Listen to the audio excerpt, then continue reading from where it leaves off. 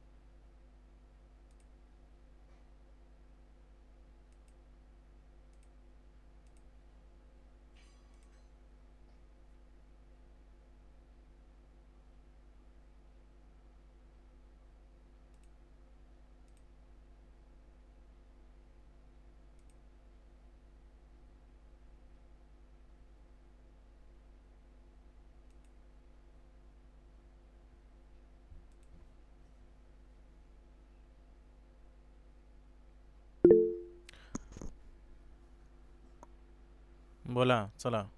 नयन लिंगायत साहेब काय म्हणताय बोला. हात वर करणार आहे.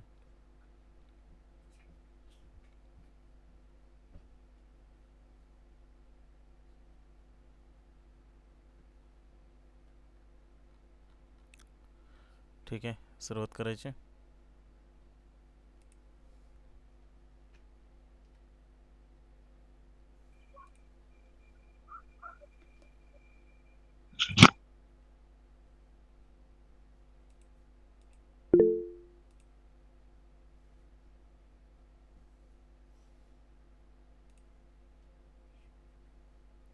ठीक आहे स्क्रीन दिसते तुम्हाला. हो सर. हं.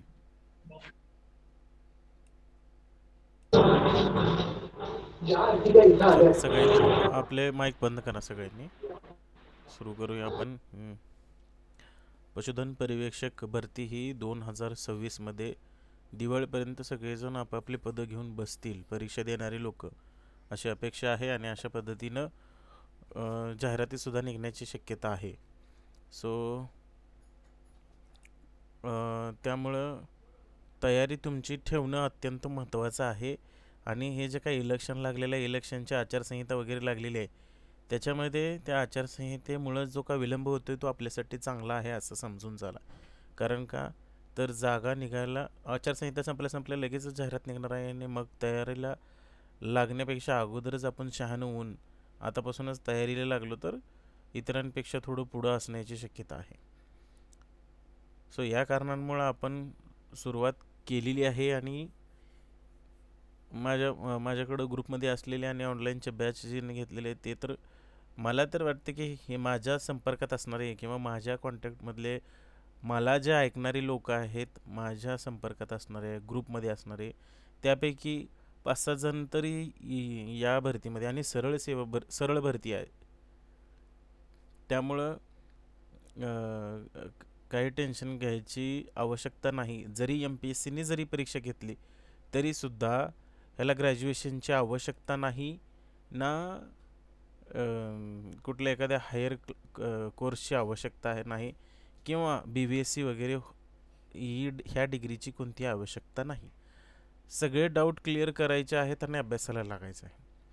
ह्याच्यासाठी आता ह्या भरतीसाठी ही MPSC घेणार आहे हे तर एक काळ्या दगडावरची रेष आहे. MPSCकडं त्याची मागणी अर्ज पण गेलेला आहे आणि सगळे ते नोटिफिकेशन्स पण निघालेले आहेत. आता होणार काय याच्यामध्ये, MPSC घेणार आहे म्हणले की ती अजिबात आउट ऑफ सिलेबस जात नाही, एवढं लक्षात ठेवा.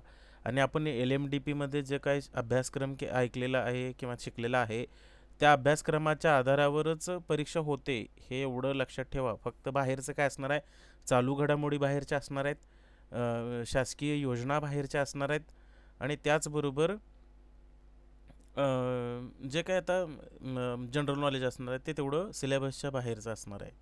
कुठल्या सिलेबसच्या म्हणतोय मी, जे की LMDPला होतं त्या सिलेबसच्या बाहेरचं असणार आहे. बाकी सगळं सिलेबसमधलं असणार आहे. आपलं पूर्ण जवळपास 40% तर फक्त सिलेबसवर आधारित असणार आहे. त्यामुळं पासिंग मार्क इतकंच, म्हणजे गेल्या वेळेसच्या पोरांचा अनुभव आहे की पासिंग पुरतं झालं, बस झालं, जिंकले, लागून पण गेले. ते TCS होते, TCSच्या माध्यमातून परीक्षा होती, पण आता MPSC आहे. त्यामुळं थोडंसं तुम्ही जास्त तयारीला लागा. काही अवघड नाही याच्यामध्ये, मुलाखत वगैरे काही नाही, डायरेक्ट सरळ भरती. म्हणजे पेपर द्यायचा, अर्ज भरायचा, फी द्यायची, पेपर द्यायचा, मेरिटमध्ये नंबर लागला की सेवेत रुजू व्हायचं. ह्याला सरळ भरती म्हटलं जाते, सरळ सेवा. म्हणजे ह्याच्यात कुठली मुलाखत नसणार आहे ना, काही नाही. सो डोंट वरी. अशा पद्धतीने आता आपण सुरुवात करूया की आता सगळ्यात पहिल्यांदा आपण ही जर परीक्षा क्रॅक करत असताना, ही परीक्षा फक्त नोकरी मिळवायची आहे या उद्देशानं करत असाल तर अवघड आहे. ही परीक्षा फक्त नोकरी मिळवायची नसून शेतकऱ्याच्या आयुष्यात बदल घडवण्याची एक जबाबदारी स्वीकारायची ही एक नोकरी आहे. तुमच्या ज्ञानाच्या, जनावरांच्या आरोग्यावर चांगला परिणाम झाला पाहिजे, जनावरांच्या आरोग्यासाठी त्याचा उपयोग झाला पाहिजे. शेतकऱ्याचे उत्पादन हे शेतकऱ्याचं याच्यावरचं उत्पादन जे आहे ते ग्रामीण अर्थव्यवस्था उभा करणारा उत्पादन आहे. याची जाणीव तुमच्याकडं असायला पाहिजे आणि हीच मोठी ताकद असणार आहे तुमच्या पाठीमागं. दररोजचा अभ्यास हे तुमच्यासाठी ओझं न समजता तुम्ही तुमच्या ध्येयाकडे चाललेले एक पावलं असं समजा की तुमचं यश तुमच्याकडे येत आहे. तुम्ही पावलं तिकडं टाकत आहात समोरच्या दिशेने, तर ते यश तुमच्या दिशेने येईल. म्हणून तुम्ही एक पाऊल टाका, जास्त काय ओझं घेत बसू नका. विषय कठीण वाटला तरी थांबू नका. सातत्य, पुनरावृत्ती आणि समजून घेऊन अभ्यास केला की तुम्ही 100% यशस्वी व्हालच. आत्मविश्वास तुमच्या मनामध्ये बाळगा. अभ्यास करत राहिला, तुम्हाला सिलेबस समजत राहिला, विषय समजत राहिले की तुम्हाला तुमचा आत्मविश्वास आपोआप वाढतो आणि याच्यामुळं तुम्ही परीक्षेसाठी सुसज्ज व्हाल. आता स्वतःवर विश्वास ठेवा, अभ्यासाला लागा. आजचा अभ्यास असतो तो उद्याच्या यशाची पायाभरणी करत असतो. वेळेचं व्यवस्थित नियोजन करा. तुम्ही आता काम करत आहात, सेवा देत आहात, त्याचसोबत अभ्यासाला थोडासा वेळ द्या.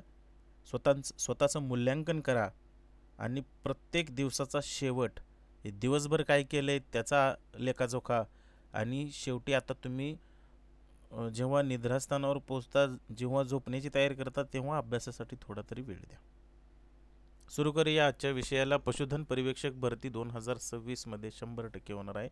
त्यासाठी तयारी करत असताना भारतातील प्राणी व त्यांचे रहिवासी ठिकाण, उगम ठिकाण याच्यावरती सगळ्यात पहिल्यांदा आपण घेणार आहोत भारतातील मान्यताप्राप्त देशी गायांच्या मुख्य जाती आणि त्यांचे मूळ ठिकाण बघूया.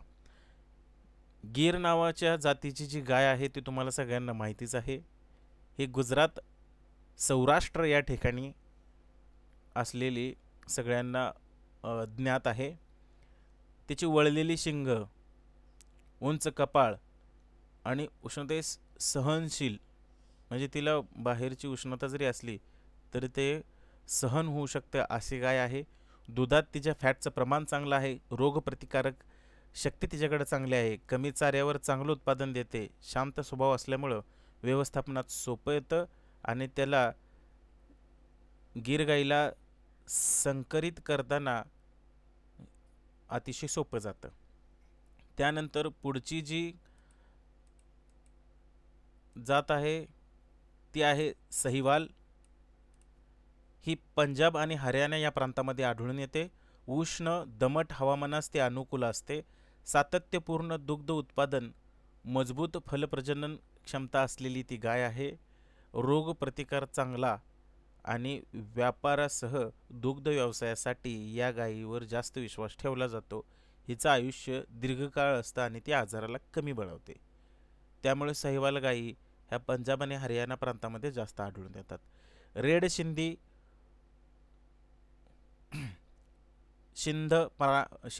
पाकिस्तानात असलेलं सिंध प्रांत आणि गुजरात, राजस्थान या भागामध्ये ती प्रामुख्याने दिसून येते. ती गाय आहे रेड सिंधी. तांबूस रंग, उष्णतेस सहनशील, म्हणजे ती उष्ण कटिबंध हवामान परिस्थितीमध्ये सुद्धा ती व्यवस्थित तग धरून राहते. मध्यम व स्थिर दूध, म्हणजे तिचं दूध कमी जास्त होत नाही, तिचं स्थिर दूध असतं. कमी व्यवस्थापनात ती चांगली कार्यक्षम असते. आणि रेड सिंधी, लाल सिंधी ही गाय संकरित करण्यासाठी अतिशय उपयुक्त असते.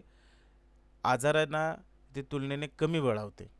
त्यानंतर आहे थारपाकर. ही राजस्थान थार भागातून आढळते. वाळवंटी परिस्थितीत तग धरणारी, दूध व काम दोन्हीसाठी योग्य आहे. त्या जनावराचा मजबूत बांधा कमी पाणी चारा पाणीमध्ये उत्पादन राखते. चांगली फलन क्षमता असलेली ही थारपाकर नावाची गाय आहे. कांकरेज नावाची गुजरात कच्छ भागातून आढळणारी गाय आहे. मोठे शरीर, मजबूत पाय, ओझे वाहण्यासाठी व दुग्ध उत्पादनासाठी या दोन्ही कामांसाठी कांकरेज, गुजरात, कच्छ या भागात आढळणारी गाय. उष्णतेस सहनशील, दीर्घकाळ काम करणारी आणि रोगप्रतिकारक क्षमता अतिशय असणारी, शेतकऱ्याला परवडणारी अशी गाय. ओंगोल नावाची आंध्र प्रदेशामध्ये आढळणारी गाय. मोठी, खूप ताकदवान शरीर, उष्ण कोरड्या हवामानात टिकून राहणारी, कामासाठी उत्कृष्ट, दूध मात्र तिचं मध्यम असतं. संकरित कार्यात महत्त्वाची आहे. राठी, राजस्थान. कोरड्या प्रदेशात अनुकूल उत्पादन, दुधाचं तिचं चांगलं आणि तिचा स्वभाव शांत असतो. कमी चाऱ्यावरही ती व्यवस्थित राहते. शेतकऱ्यांमध्ये ती लोकप्रिय आहे. राठी, राजस्थान. देवणी ही महाराष्ट्रातली आणि कर्नाटक राज्यातील सगळ्यांचे शेतकऱ्यांची आवडती गाय आहे. दूध व ओझकाम, ओढकाम या दोन्हींसाठी अत्यंत उत्तम असलेली गाय आहे. मध्यम आकार आहे. उष्णतेमध्ये ती सहनशीलपणे राहू शकते. तिची चांगली प्रजनन क्षमता आहे. स्थानिक परिस्थितीमध्ये ती टिकाऊ आहे. त्यानंतर हरियाणा नावाची एक गाय आहे. ती हरियाणा या प्रांतात आढळते. दुग्ध उत्पादन यासाठी प्रसिद्ध असणारे पांढरा रंग, शिस्तबद्ध शरीररचना, संकरित करण्यासाठी तिचा अत्यंत चांगला उपयोग होतो. उत्तर भारतामध्ये ती अतिशय लोकप्रिय गाय आहे. गावलाव या नावाची महाराष्ट्रामध्ये मजबूत शरीर, कामासाठी योग्य, दुग्ध उत्पादन मध्यम, कमी देखभालीत टिकाऊ, उष्ण हवामानास अनुकूल. गीर गाय आपल्या ह्याच्यासारखी खिलार गायीसारखी दिसते, परंतु ती खिलार नसते. तिला देशी किंवा जवारी गाय असं म्हटलं जातं. ती गावलाव या नावाची गाय आहे. दिसते खिलारीसारखी, पण तिचे शिंग वगैरे तिचं खिलारसारखे नसतात, आखूड शिंग असतात, अंगकाठी मजबूत असते. त्यानंतर महाराष्ट्रातलीच डांगी नावाची गाय आहे. डोंगराळ व पावसाळी भागामध्ये ती चांगली राहू शकते. मजबूत खुरं, कामासाठी लोकप्रिय, रोगप्रतिकारक शक्ती चांगली आहे. कमी चाऱ्यावर सुद्धा ती राहू शकते. खिलार, वेगवान, ताकदवान, मुख्यतः कामासाठी उष्णतेस सहनशील असणारी, कमी आजारी पडणारी गाय म्हणजे ग्रामीण भागातली ती कामधेनू ही खिलार, महाराष्ट्र आणि कर्नाटकात मिळणारी गाय. मालवी, मध्य प्रदेश, मोठा बांधा, कामासाठी योग्य, दुग्ध उत्पादन, कोरड्या हवामानात सुद्धा तग धरून राहणारी आणि तिचे मजबूत पाय असल्यामुळं ती ओढकाम, ओझं वाहण्याचं काम ही चांगली करू शकते. ती आहे मालवी, मध्य प्रदेश. आता याच्यावरती असे प्रश्न पडतात की मालवी कुठल्या भागातून येते किंवा मध्य प्रदेशमधली गायीची जात, त्यापैकी खाली पर्याय असू शकतात. त्यामध्ये 2-3 गायींचे पर्याय असू शकतात आणि मालवी जर आलं तर ते मध्य प्रदेशमधले आहे. तुम्हाला फक्त विषय प्रवेश करून देत आहे मी. त्यानंतर नेमारी नावाची मध्य प्रदेशमधलीच अजून एक गाय आहे. मजबूत शरीर, कामासाठी प्रसिद्ध, दूध फक्त तिचं मर्यादित असतं, उष्णतेस सहनशील आणि तिचं आयुष्य मात्र दीर्घकालीन असतं.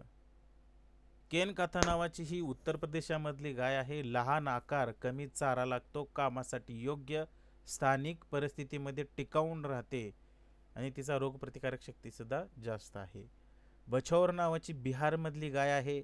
लहान व ताकदवान, शेती कामासाठी उपयुक्त, कमी खर्चात पालन शक्य होतं, उष्णतेस ती सहनशील असते. शहाबादी नावाची बिहारमधलीच अजून एक गाय आहे. मध्यम आकार, दूध व काम दोन्ही चांगलं करते, स्थानिक हवामानामध्ये अनुकूल परिस्थितीमध्ये ती राहू शकते, कमी देखभालीवर ती जगू शकते.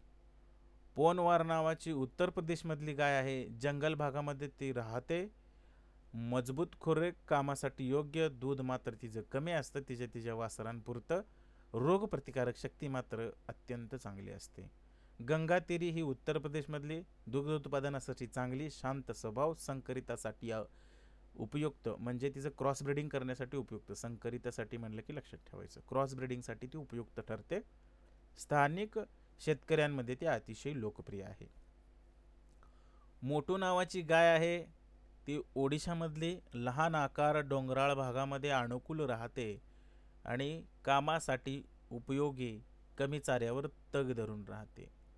कोसली ही छत्तीसगड भागातून येते. मजबूत व सहनशील आहे, शेतकऱ्यांच्या शेती कामासाठी योग्य, दुग्ध उत्पादन तिचं मध्यम असतं, स्थानिक परिस्थितीमध्ये टिकावून राहते. त्यानंतर पुढची जी गायीची जात आहे बेंझारपुरी, ही ओडिसामधली आहे. दुग्ध उत्पादन तिचं मध्यम असतं, उष्णतेस सहनशील, शांत स्वभाव, कमी देखभालीत राहते. कृष्णा व्हॅली ही कर्नाटक, महाराष्ट्रामध्ये, मोठा बांधा, कामासाठी उत्कृष्ट, दुग्ध उत्पादन मध्यम असतं, मजबूत पाय, उष्णतेस सहनशील असते. अमृत महल कर्नाटकात मिळणारी गाय आहे. वेगवान, ताकदवान, मुख्यतः शेती कामासाठी, दूध कमी आणि ही ऐतिहासिक जात आहे. हिची खुरे मजबूत असतात आणि अमृत महल या गायीची जी वासरं असतात, जी काही बैल असतात, ते शर्यतीसाठी जास्त करून वापरली जातात. हल्लीकर नावाची कर्नाटकातलीच एक जात, मजबूत, सहनशील, शेतीकामासाठी योग्य, कमी चाऱ्यावर तग धरणारी, रोगप्रतिकारास चांगला. देशी गाय म्हणलं की रोगप्रतिकारक शक्ती मजबूत, भरपूर, चांगली. मालनाड गिड्डा ही कर्नाटकामधलीच आहे.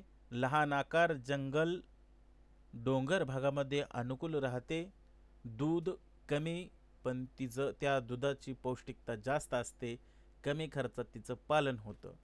वडदादरी तमिळनाडूमधली ही गाय आहे. कामासाठी अतिशय प्रसिद्ध असणारी, उष्णतेस सहनशील, दुग्ध अत्यंत मर्यादित, तिच्या वासरापुरतं, स्थानिक शेतीमध्ये तिची उपयुक्तता जास्त आहे.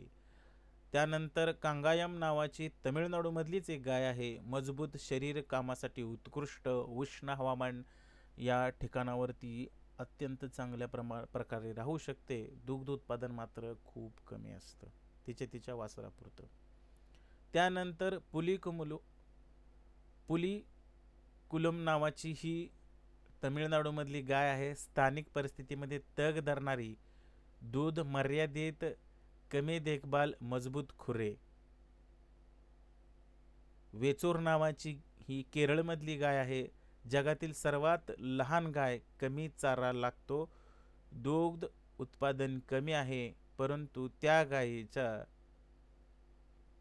दुधाचा वापर औषधी गुणधर्मासाठी म्हणून ती गाय खूप प्रसिद्ध आहे.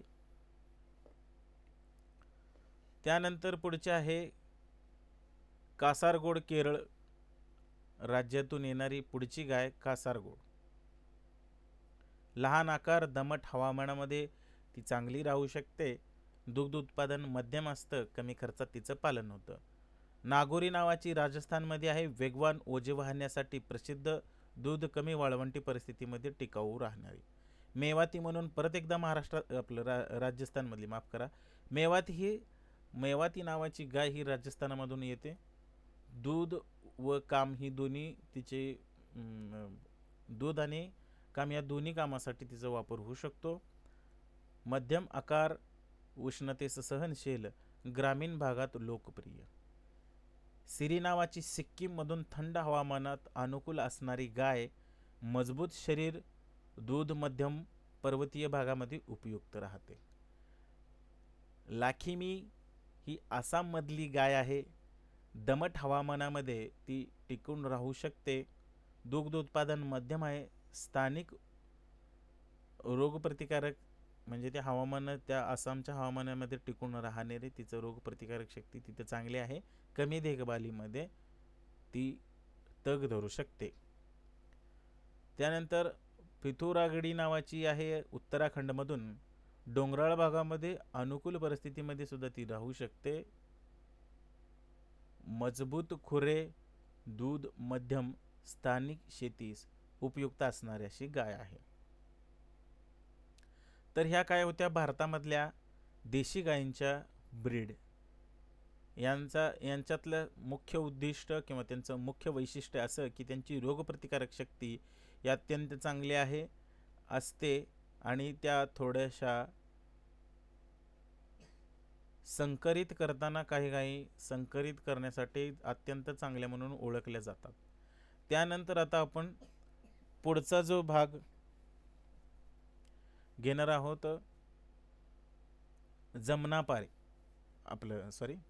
पुढचा जो आहे तो भारतातील प्रमुख देशी शेळींच्या जाती आणि मूळ ठिकाण.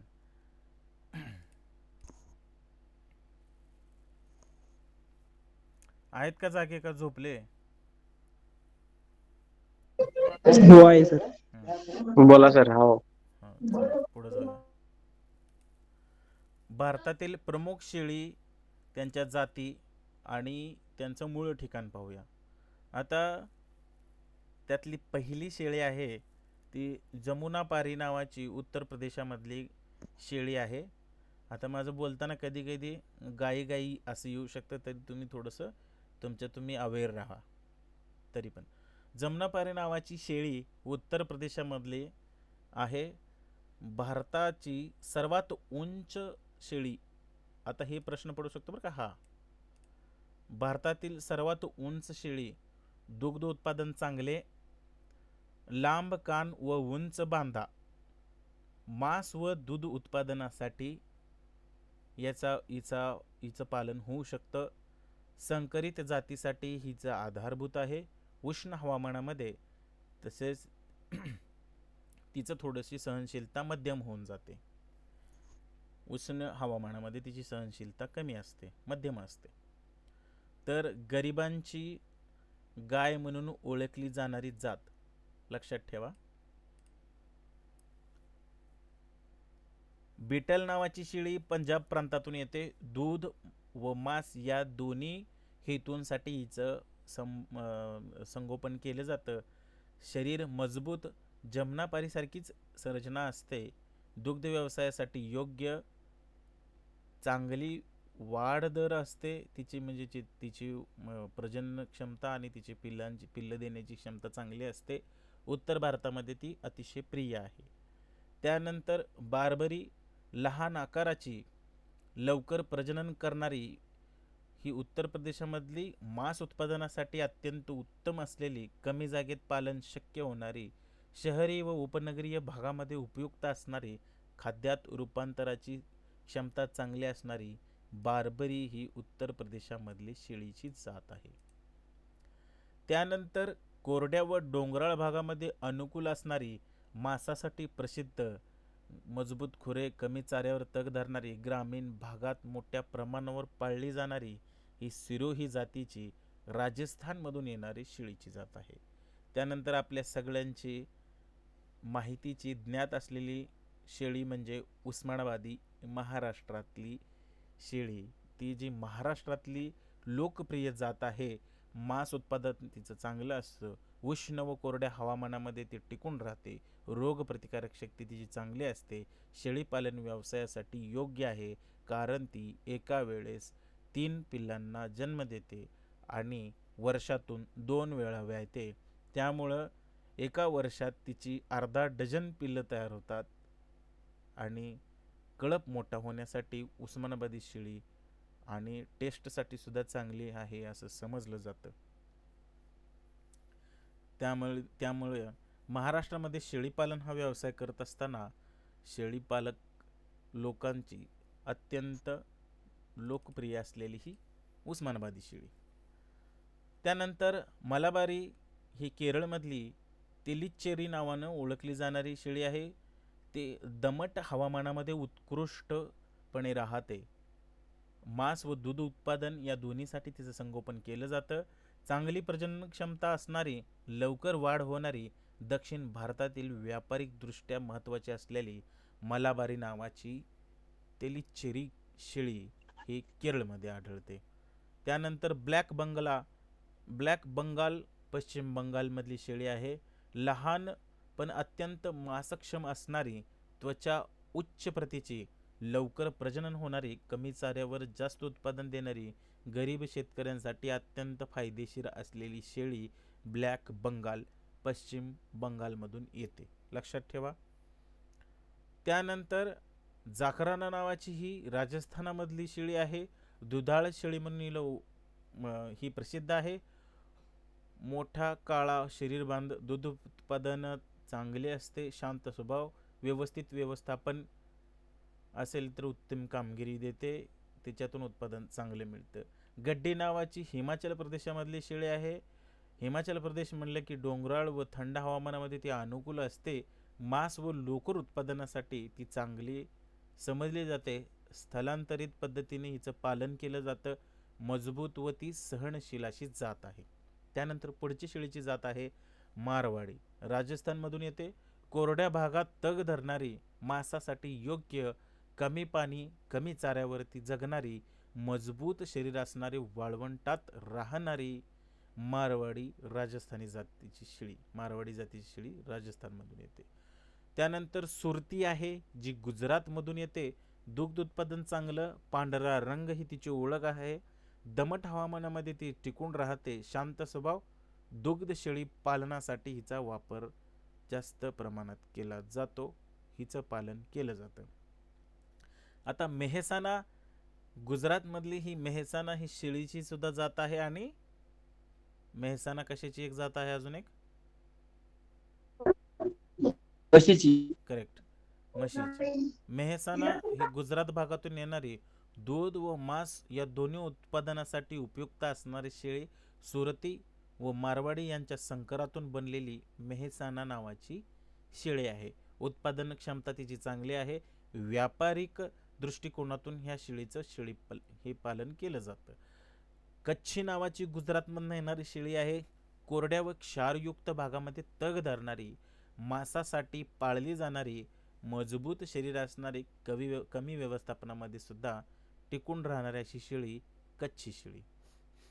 चेंगू हिमाचल लडाख या प्रांतातून येणारी, पश्चिमा लोकरासाठी प्रसिद्ध असणारी चेगू शेळी थंड व उंच भागामध्ये अनुकूल असणारी, दूध व मांस उत्पादनामध्ये चांगले असणारी, अत्यंत थंड आणि थंडीमध्ये सुद्धा सहनशील असणारी अशी शेळी. त्यानंतर पुढचे आहे चांगथांगी. लडाख भागातून येते उच्च प्रतीचं पश्चिमा जे लोकर आहे, जगप्रसिद्ध लोकर आहे, त्या लोकरीचे उत्पादन त्या चांगथांगी या आणि चेगू या 2 शेळींपासून यांचं उत्पादन होतं. अतिशय थंड हवामानात तग धरणारी, उत्पादन कमी परंतु त्या उत्पादनाचं मूल्य अधिक आहे अशी असणारी शेळी. आसाम हिल म्हणजे आसाममध्ये सापडणारी शेळी. आसाम हिल लहान आकार, दमट व पावसाळी वातावरणामध्ये ती चांगली राहते. मांसासाठी तिचं पालन पोषण केलं जातं. स्थानिक ठिकाणावरती ती चांगली राहते. ह्या झाल्या काही शेळींच्या जाती. आता पुढे बघूया आपण मेंढींच्या जाती. भारतातील प्रमुख देशी मेंढी, त्यांच्या जाती व त्यांचे मूळ ठिकाण. डेक्कनी ही महाराष्ट्र आणि तेलंगणा ठिकाणावर आढळते. कोरड्या हवामानामध्ये तग धरणारी जात, मांसासाठी प्रसिद्ध, रोगप्रतिकारक शक्ती चांगली, कमी चारा, कमी पाण्यावरती राहते. ग्रामीण भागामध्ये ह्या मेंढींचं पालन हे मोठ्या प्रमाणावर केलं जातं.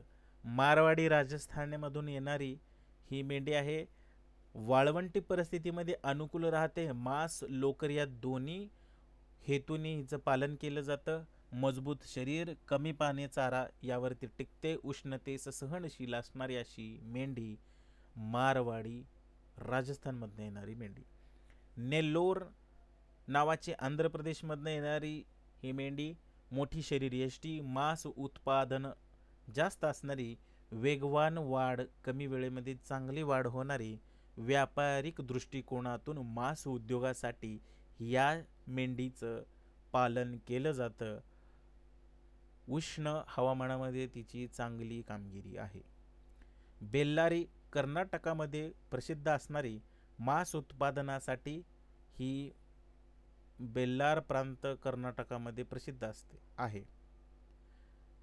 मध्यम आकार व उष्ण कोरड्या हवामानामध्ये टिकून राहणारी, कमी व्यवस्थापनामध्ये चांगलं उत्पादन देणारी अशा ही बेल्लारी नावाच्या जातीची मेंढी आहे.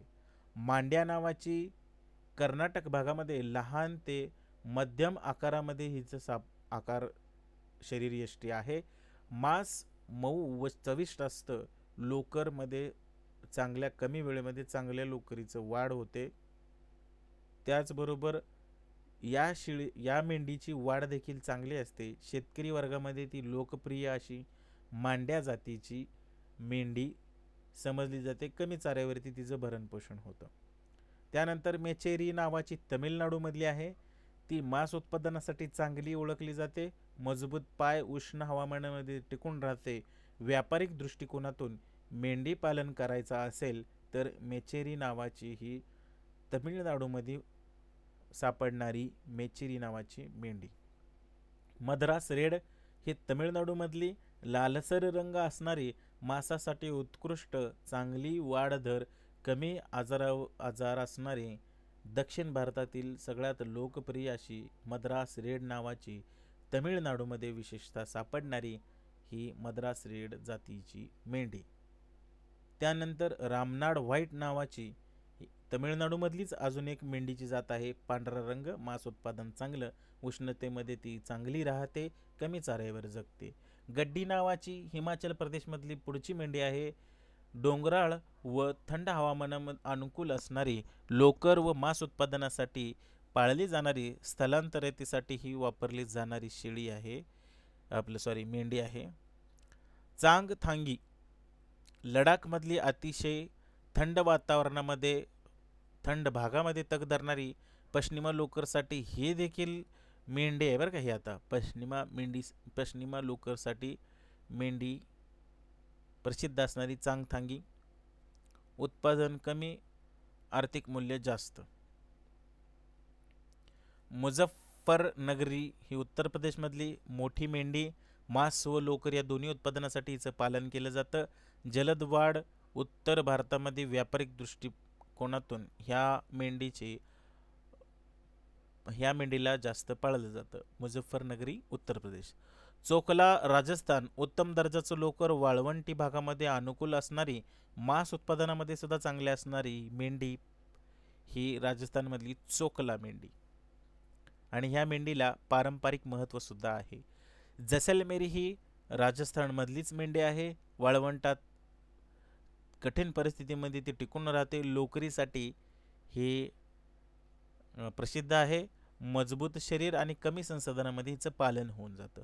त्यानंतर मालपुरा राजस्थानमधली मांसासाठी उपयुक्त असणारी, मध्यम आकार, कोरड्या भागात चांगली वाढ होणारी, शेतकरी व मेंढपाळांमध्ये लोकप्रिय असणारी ही मालपुरा नावाची मेंढी आहे. त्यानंतर गरोळे पश्चिम बंगाल.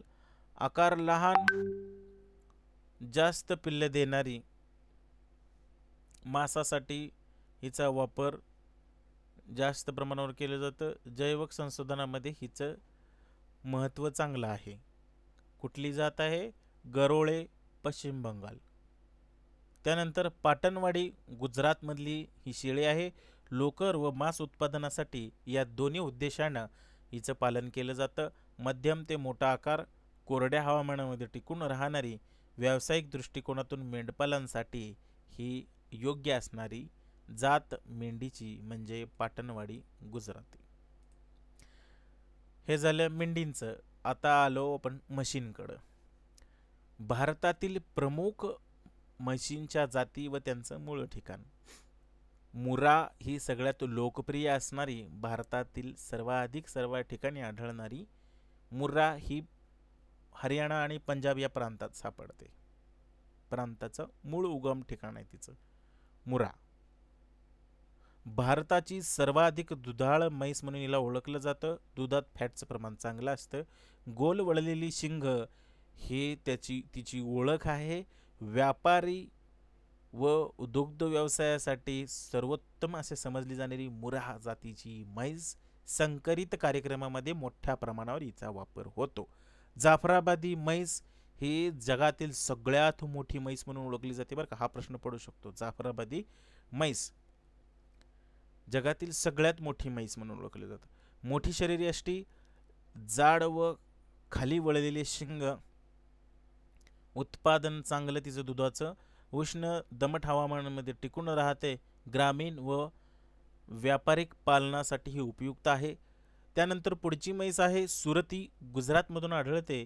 मध्यम आकार, दुधामध्ये सातत्य असतं, शांत स्वभाव, दुधामध्ये चरबीचं प्रमाण म्हणजे फॅटचं प्रमाण चांगलं असतं. व्यवस्थापन पण तिचं सोपं असतं. त्यामुळं लोकांमध्ये किंवा शेतकऱ्यांमध्ये हिची लोकप्रियता जास्त आहे. आता आलो मेहसाणा नावाची जातीची ही म्हैस. ती गुजरातमधूनच आढळते प्रामुख्याने. मुर्रा व सुरती या दोन म्हशींचं संकर करून हिला मेहसाणाला विकसित केलेलं आहे. दुग्ध उत्पादन हिचं चांगलं आहे. चांगली प्रजनन क्षमता आहे. दूध व्यवसाय व व्यापारिक दृष्टिकोनातून ह्या म्हशीवरती जास्त विश्वास ठेवला जातो. पुढची म्हैस आहे भदावरी. उत्तर प्रदेश, मध्य प्रदेश या दोन्ही राज्यांमध्ये प्रामुख्याने ती चांगली जास्त प्रमाणामध्ये दिसून येते. दुग्ध उत्पादन अतिशय चांगलं आहे. जास्त फॅट आहे. मध्यम आकार आहे. उष्णतेमध्ये ती सहज राहू शकते.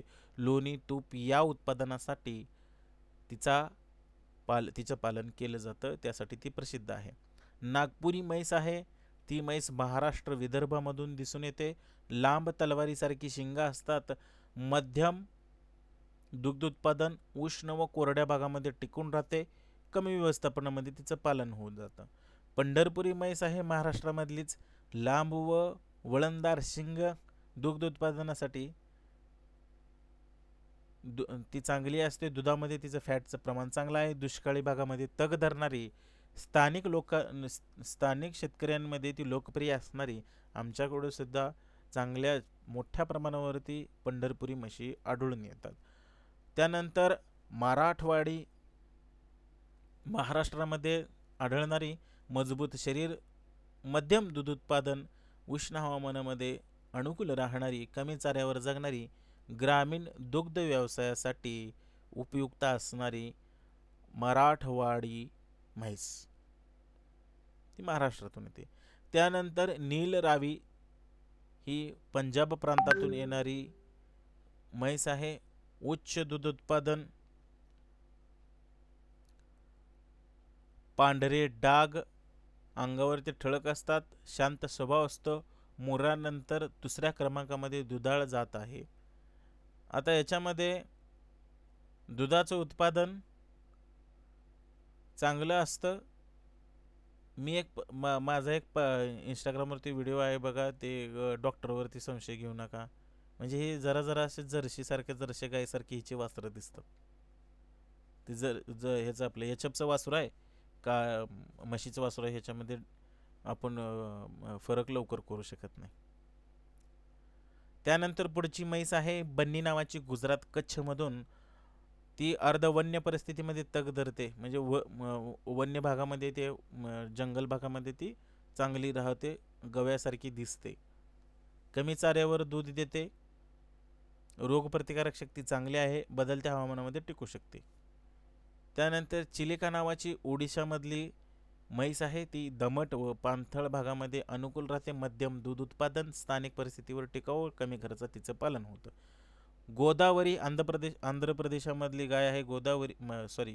गोदावरी नावाची जातीची म्हैस आंध्र प्रदेशामधून सापडते. नदीकाठाच्या भागामध्ये ती विकसित झालेली आहे. दूध उत्पादन मध्यम आहे, उष्णतेस सहनशील आहे. स्थानिक दूध व्यवसायामध्ये तिचा पालन चांगलं केलं जातं. त्यानंतर टोडा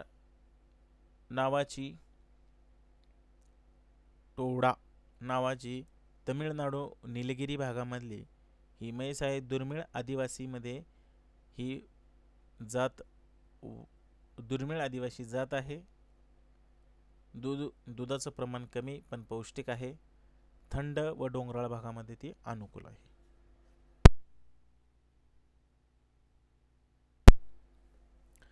त्यानंतर भारतातील काही देशी कोंबडींच्या जाती सुद्धा आपण पाहणार आहोत. बोर तर होत नाही ना तुम्हाला? नाही. हां, नाहीतर उगा ऐकायचं व्हायला निम्म्याच्या वर पोरं निघून गेली. ठीक आहे. भारतातील प्रमुख देशी कोंबडी जाती आणि त्यांचं मूळ ठिकाण असील नावाची आंध्र प्रदेश व ओडिसामध्ये असणारी असील नावाची कोंबडी आहे. मजबूत शरीरयष्टी, लढाऊ स्वभाव, मांस अतिशय चविष्ट असतं, रोगप्रतिकार चांगला असतो, अंडी उत्पादन कमी असतं. देशी कोंबडी सुधार कार्यक्रमामध्ये हिचा महत्त्वाचा वाटा आहे. कडकनाथ मध्य प्रदेश, झाबुआ काळ्या रंगाची ही ओळखली जाणारी कडकनाथ कोंबडी काळ्या रंगाची अनोखी जात आहे. मांसात कमी चरबी व औषधी गुणधर्म चांगले आहेत. रोगप्रतिकारक जास्त आहे. अंडी व मांस या दोन्ही उत्पादनासाठी परंतु महागडी व जास्त मागणीची अशी कोंबडी कडकनाथ कोंबडी. वनराजा तेलंगणामधली ICAR विकसित सुधारित देशी जात वनराजा. मांस व अंडी दोन्ही उत्पादन तिचे चांगलं असतं. मुक्त संचार पद्धतीमध्ये ती योग्य आहे.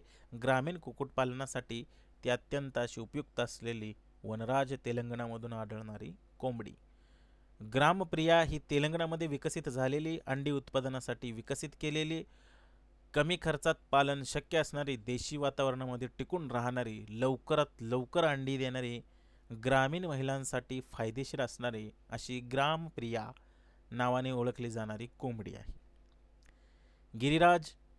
गिरिराजा हे कर्नाटक प्रांतातील मांस उत्पादनासाठी सुधारित जात आहे. जलद वाढ होतो, रोगप्रतिकारक शक्ती चांगली आहे, मुक्त व अर्धबंद पद्धतीमध्ये पालन योग्य होतं. शेतकरी वर्गामध्ये ही अतिशय लोकप्रिय असणारी कोंबडी आहे. निकोबारी, अंदमान निकोबार मध्ये आढळणारी, दमट हवामानामध्ये तग धरणारी, अंडी व मांस या दोन्ही उत्पादनासाठी पाळली जाणारी, स्थानिक परिस्थितीमध्ये अनुकूल असणारी, नैसर्गिक पद्धतीने पालनासाठी योग्य असणारी निकोबारी नावाची कोंबडी. चित्तगाव, ईशान्य भारत. मोठ्या आकाराची देशी कोंबडी, मांस उत्पादन चांगले, अंडे कमी, मजबूत शरीर व सहनशीलता हिची चांगली असते. चित्तगाव ईशान्य भारतामधली कोंबडी. घगूस नावाची ही महाराष्ट्रातली आढळणारी कोंबडी अंडी व मांस या दोन्ही उत्पादनासाठी मध्यम आकाराची अशी कोंबडी उष्ण हवामानामध्ये टिकून राहणारी स्थानिक शेतकऱ्यांमध्ये ती प्रचलित आहे. बसरा नावाची उत्तर भारतामधली कोंबडी आहे. देशी सुधारित जात, अंडी उत्पादन मध्यम, रोगप्रतिकारक चांगला, मुक्त संचार पालनामध्ये योग्य असणारी कोंबडी बसरा नावाची. मिरी नावाची आसाममधली कोंबडी आहे. दमट व पावसाळी हवामानामध्ये अनुकूल असणारी, अंडी व मांस उत्पादन या दोन्ही कारणांसाठी सांभाळली जाणारी, स्थानिक रोगांना सहनशील असणारी आसाममधली मिरी नावाची कमी खर्चात पालन केली जाणारी आसाम भागातली मिरी कोंबडी. त्यानंतर शेवटून 2 नंबरचा मुद्दा आहे भारतातील प्रमुख देशी वराह डुक्कर यांच्या जाती, त्यांचे मूळ ठिकाण. घुंगरू नावाचं पश्चिम बंगालमधलं हे वराह आहे. जलद गतीनं वाढणारं, मांस उत्पादनासाठी जास्त असणारं, लवकर प्रजनन करणारं, कमी खर्चात पालन शक्य असणारं, रोगप्रतिकारक चांगली शक्ती असणारी, व्यापारिक दृष्टिकोनातून वराह पालनासाठी अत्यंत उपयुक्त असणारी अशी जात आहे घुंगरू. पश्चिम बंगालमध्ये तिचं लोकेशन आहे. डोमो नावाचा आसाममधले वराह आहे, वराह जात आहे. दमट व पावसाळी हवामानामध्ये अनुकूल असणारी, मांस गुणवत्तापूर्ण, स्थानिक रोगांना सहनशील असणारा असं वराह आहे. कमी व्यवस्थापनामध्ये टिकणारी, ईशान्य भारतातील लोकप्रिय असे डोमो जातीची वराह जात, डोमो नावाची वराहाची जात. नियांग ही मेघालयामधली नियांग मेघा नावाची ही वराहाची जात आहे. लहान व मध्यम आकार, डोंगराळ व थंड भागामध्ये तग धरणारी, मांस चविष्ट, कमी चाऱ्यावर जगणारी, स्थानिक जमातींमध्ये महत्त्वाची असणारी अशी नियांग मेघा नावाची वराहाची जात आहे. झोवॅक मिझोराम, स्थानिक आदिवासी यांच्यामध्ये प्रसिद्ध असणारी झोवॅक नावाची मिझोराममधली वराहाची जात आहे. ही मांस उत्पादनासाठी दर्जेदार असणारे, दमट हवामानामध्ये अनुकूल, कमी खर्चात पालन, लवकर प्रजनन क्षमता असणारी झोवॅक नावाची ही वराहाची जात आहे. डेनी हो नागालँडमधली डोंगराळ भागात विकसित, मजबूत शरीर असणारी, मांस उत्पादन चांगले, स्थानिक हवामानात टिकून राहणारी, पारंपरिक पद्धतीने पालन केली जाणारी डेनी हो नावाची वराहाची जात आहे. ती नागालँडमध्ये येते. त्यानंतर अगोंडा नावाची गोव्यामधली जात आहे. किनारी व दमट हवामानामध्ये अनुकूल असणारी, मांसासाठी प्रसिद्ध असणारी, स्थानिक परिस्थितीत तग धरून राहणारी, कमीत कमी देखरेखीमध्ये चांगली उत्पादन देणारी अशी अगोंडा नावाची गोव्यामधली वराहाची जात आहे. घुर्रा नावाची उत्तर प्रदेशमधली, उत्तर भारतातील पारंपरिक जात आहे. मांस व चरबी उत्पादनामध्ये हिचं चांगलं वाटा असतो. उष्ण हवामानामध्ये ती सहज राहू शकते अशी कमी संसाधनामध्ये पालन केले जाणारी घुर्रा जातीची वराहाची जात आहे. त्यानंतर अंकामाळी नावाची केरळमधली वराहाची जात आहे. दमट पावसाळी भागामध्ये योग्य, मांस चविष्ट, लवकर वाढ होते, स्थानिक रोग प्रतिकार चांगला असतो, स्थानिक रोगांवरती, ग्रामीण वराह पालनासाठी ही उपयुक्त असणारी केरळमधली अंकमाली नावाची वराहाची जात आहे. त्यानंतर भारतातील प्रमुख संकरित गायींचे आपण नाव पाहणार आहोत आणि त्यांचा मूळ संकर आपण जाणून घेणार आहोत. एचएफ संकर, होस्टन फ्रिजियन व देशी गाय हिच्यासोबत संकर केलेला आहे. अतिशय जास्त दूध उत्पादन, व्यावसायिक दूध व्यवसायासाठी सर्वाधिक वापर केला जातो. योग्य पोषण व योग्य व्यवस्थापन असेल तर ती चांगली राहते. उष्णतेचा ताण येऊ शकतो. मोठ्या शेतांसाठी, मोठ्या शेतकऱ्यांसाठी ही फायदेशीर असणारी क्रॉस एचएफ देशी गाईसोबत संकर केलेली.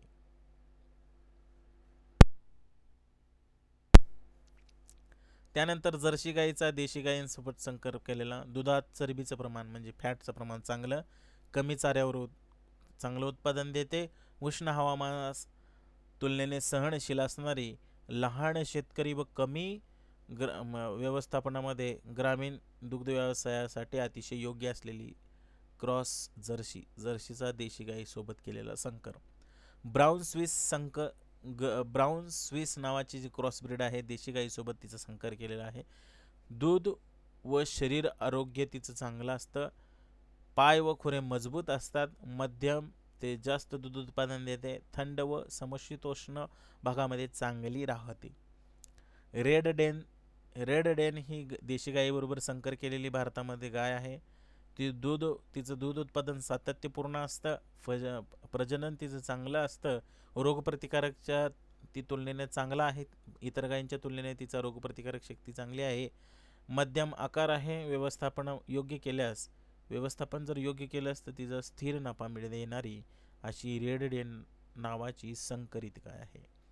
एचएफ व सहीवाल या दोघींचा संकर केलेला आहे.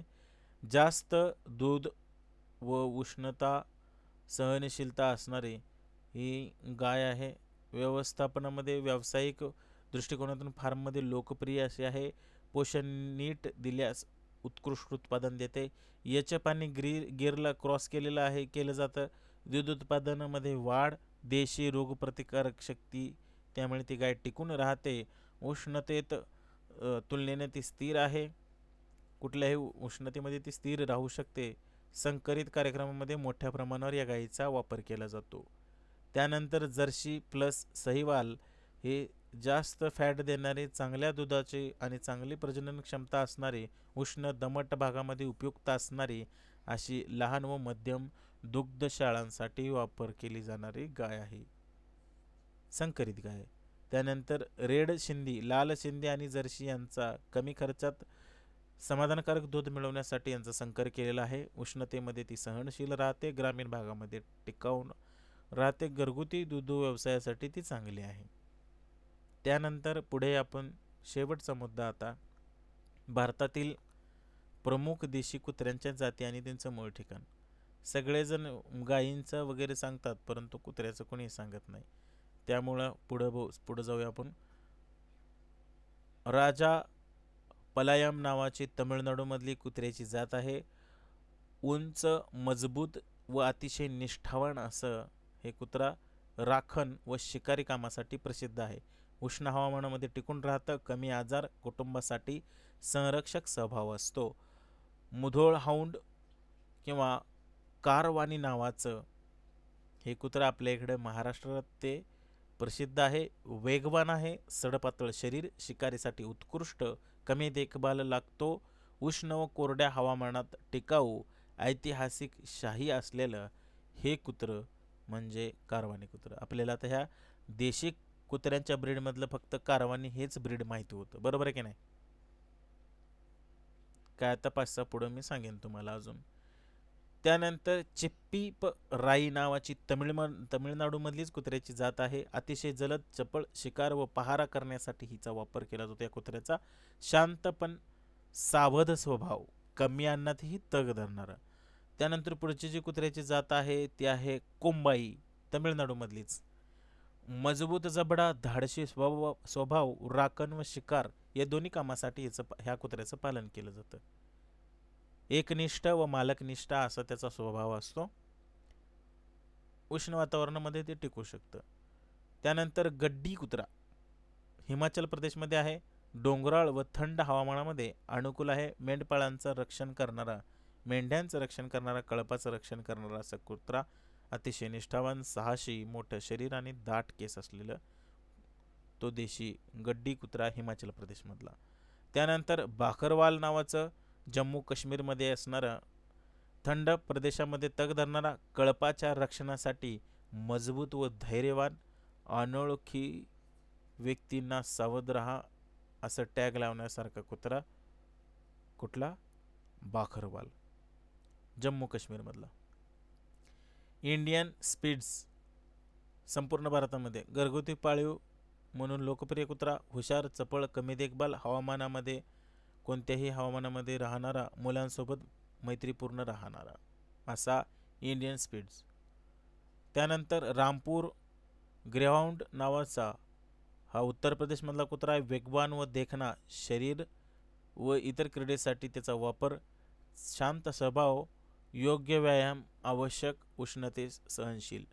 त्यानंतर जोनांगी आंध्र प्रदेशमधली कुत्र्याची जात आहे. दुर्मिळ ही जात आहे. जलप्रेमी, मासेमारी भागामध्ये हिचा वापर होतो. कमी भुंकतो, उष्ण व दमट हवामानामध्ये टिकून राहतो. आणि शेवटची जी कुत्र्याची जात आहे ती आहे पांडिकोन, आंध्र प्रदेशमधल्या अतिशय दुर्मिळ अशी शिकारीसाठी वापर केली जाणारी पांडिकोन जातीची सडपातळ कुत्रे, चपळ जनावर आहे. स्थानिक परिस्थितीमध्ये तग धरणारा कुत्रा असं आंध्र प्रदेशमधलं पांडिकोन जातीचं कुत्रा आहे. अशा प्रकारे खूप अशा नवनवीन जातींची माहिती, कोंबडे असू द्या, म्हैस असू द्या, गाय असू द्या, वरा असू द्या, मेंढे असू द्या, शेळी असू द्या किंवा देशी गायी असू द्या, या सगळ्यांची माहिती आपण आता या आजच्या सेशनमध्ये घेतलेली आहे. पशुधन पर्यवेक्षक भरती 2026साठी तयारी करण्याच्या उद्देशानं हे सेशन आपण आज आयोजित केलं होतं. जर कोणी या लाईव्ह सेशनला उपस्थित राहू शकलं नाही तर ते यूट्यूब चॅनलवरती जाऊन, माझ्या अजून एक तासाभराने यूट्यूब चॅनलवरती जाऊन हा व्हिडिओ पाहू शकतो आणि अभ्यासामध्ये हा विषय घेऊ शकता. आज मी हे शिकवलं म्हणजे तुमच्या लक्षात राहण्यासाठी शिकवलं असा उद्देश नाही, तर आपण अभ्यासासाठी किंवा अभ्यासक्रम आपण जेव्हा निवडतो तेव्हा कुठला विषय आपण घ्यायला पाहिजे याचं थोडंसं पॉईंट निघावेत या उद्देशानं आजचं सेशन घेतलं होतं. तर ठीक आहे, तुम्हाला सगळ्यांना परीक्षेसाठी खूप खूप शुभेच्छा आणि तयारीला लागा. धन्यवाद.